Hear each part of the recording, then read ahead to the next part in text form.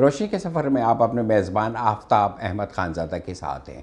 Einstein نے کہا ہے کہ ہم درپیش اہم مسائل کا حل سوچ کی اسی سطح پر رہ کر نہیں کر سکتے جس پر ہم اس وقت تھے جب ہم نے اپنے ان مسائل کو پیدا کیا تھا۔ آئنسٹائن کا کہنا ہے جیسے جیسے ہم اپنے ارد گرد اور اپنے اندر جھانک کر مسائل کا تجزیہ کرتے ہیں، ویسے ویسے ہمیں اندازہ ہونے لگتا ہے کہ یہ انتہائی گہرے اور بنیادی مسائل ہیں اور انہیں اس معیار پر رہتے ہوئے حل نہیں کیا جا سکتا جس درجے پر رہتے ہوئے انہیں پیدا کیا گیا تھا، بلکہ ان مسائل کے حل کے لیے سوچ کی ایک نئی اور گہری سطح درکار ہوگی۔ یہ پاکستان کے مسائل کا ایک تجزیہ ہے۔ دیکھنے میں یہ آ رہا ہے کہ ہم مسائل کی دلدل سے جتنا باہر نکلنے کی کوشش کرتے ہیں اتنا ہی اس میں اور دھنستے جا رہے ہیں، کیونکہ بظاہر جو مسائل کے خاتمے کی باتیں کر رہے ہیں ان کی نیت مسائل کے خاتمے کی نہیں بلکہ صرف اور صرف اپنے آپ کو فائدہ پہنچانے کی ہے۔ آئے ہم اپنے مشکل کشاؤں حکمرانوں کے کرداروں کا جائزہ لیتے ہیں۔ 2 صدیاں قبل دنیا بھر میں کردار کی اخلاقیات کا شور تھا۔ دنیا بھر کے ادیب، شاعر، نفسیات دان، فلسفی اس بات پہ متفق نظر آتے تھے کہ سماجی مسائل، سیاسی مسائل، معاشرتی مسائل کا حل اخلاقی اقدار میں چھپا ہوا ہے اور اسے ہی کامیابی کی بنیاد مانتے تھے۔ وہ کردار کی اخلاقیات سے مراد راست بازی، عاجزی، فرض شناسی، اعتدال، جرت، انصاف، جفاکشی، سادگی اور کسر نفسی لیتے تھے اور کہتے تھے کہ اخلاقی اقدار کی تعلیم یہ ہے کہ پر اثر زندگی گزارنے کے کچھ اصول ہیں اور لوگ حقیقی کامیابی اور جاودانہ مسرت تبھی حاصل کر سکتے ہیں جب وہ ان اصولوں کو اپنے بنیادی کردار میں ڈھالنا سیکھ لیں۔ لیکن پہلی جنگ عظیم کے فوراً بعد کامیابی کے بنیادی تصور کا رخ اخلاقی اقدار سے شخصی اخلاقیات کی طرف مڑ گیا اور کامیابی کا تصور شخصیت، شہرت، رویے، طرز عمل اور فن و ہنر کے ساتھ نتھی ہو گیا اور یہی چیزیں کامیابی کا موجد سمجھنے جانے لگیں۔ شخصی اخلاقیات نے بنیادی طور پر 2 رائے اختیار کیں، ایک تعلقات عامہ کو بہتر بنانے کی ٹیکنیک اور دوسری مثبت ذہنی رویہ، جیسے کہ تمہارا رویہ ہی تمہاری بلند پروازی کا تعین کرتا ہے اور انسان کا کچھ حاصل کرنا اس کی سوچ اور اس کے یقین پر منحصر ہے۔ شخصی اخلاقیات کے طرز عمل کے دوسرے پہلو واضح طور پر چالاکی اور دھوکہ دہی پر مبنی تھے۔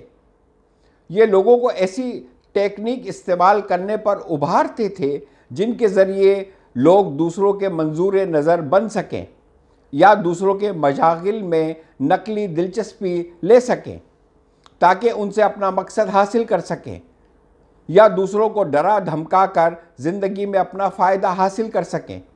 اگر آپ کردار اور شخصی اخلاقیات کے مابین فریق کو گہرائی کے ساتھ سوچنا اور سمجھنا شروع کر دیں تو آپ کو یہ احساس ہو جائے گا کہ ان میں اصل فرق یہ ہے کہ ایک میں آپ اچھا بننے کی کوشش کر رہے ہوتے ہیں اور دوسرے میں آپ اچھا نظر آنے کی کوشش کر رہے ہوتے ہیں۔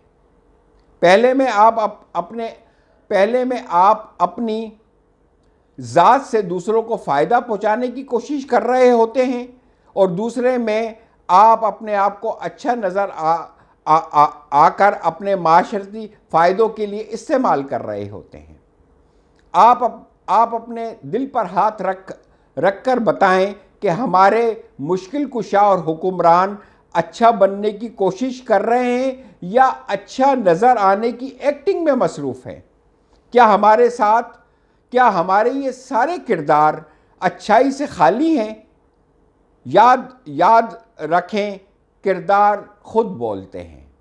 ہمارے کردار جو ہیں اس ہونے کا شور ہمارے کانوں میں اس قدر زیادہ ہے کہ وہ جو کچھ کہتے ہیں وہ ہمیں سنائی نہیں دیتا۔ ہمارے تمام کے تمام مسائل نے اچھا نظر آنے کی کوکھ سے جنم لیا ہے، اور ہمارے مشکل کشاؤں نے انہیں جوان اور توانا کیا ہے، انہیں بچوں کی طرح پالا پوسا ہے۔ یاد رکھو، تم سب میرے حکمرانوں ایک جھوٹی اور مصنوعی زندگی گزار رہے ہو۔ تم کسی اور کو نہیں بلکہ اپنے آپ کو دھوکہ دے رہے ہو۔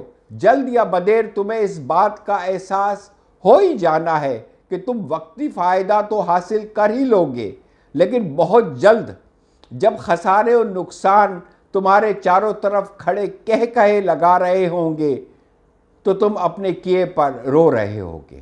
یہ بات اچھی طرح سے ذہن نشین کر لو کہ جو قدرت کے قانون ہیں ان کو توڑا نہیں جا سکتا۔ جس طرح سیل بی ڈیل مائل اپنی شورائے آفاق فلم 10 کمنڈمنٹس میں کہتا ہے کہ ہمارے لیے ناممکن ہے کہ ہم قانون کو توڑ سکیں، ہم قانون کے سامنے صرف اپنے آپ کو توڑ سکتے ہیں۔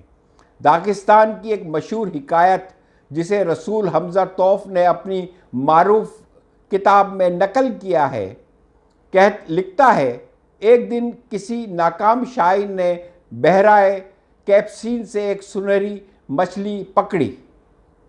شاعر، مجھے سمندر میں واپس ڈال دو۔ سنہری مچھلی نے التجا کی اور شاعر نے اس سے پوچھا کہ تم اس کا مجھے کیا صلہ دو گی؟ تمہاری ساری دلی خواہشیں پوری کر دوں گی، مچھلی نے کہا۔ شاعر بہت خوش ہوا، اس نے سنہری مچھلی کو سمندر میں چھوڑ دیا۔ پھر یک کے بعد دیگرے نئی کامیابیاں اس کے قدم چومنے لگیں، اس کے مجموعے دھڑا دھڑ بازار میں آنے لگے۔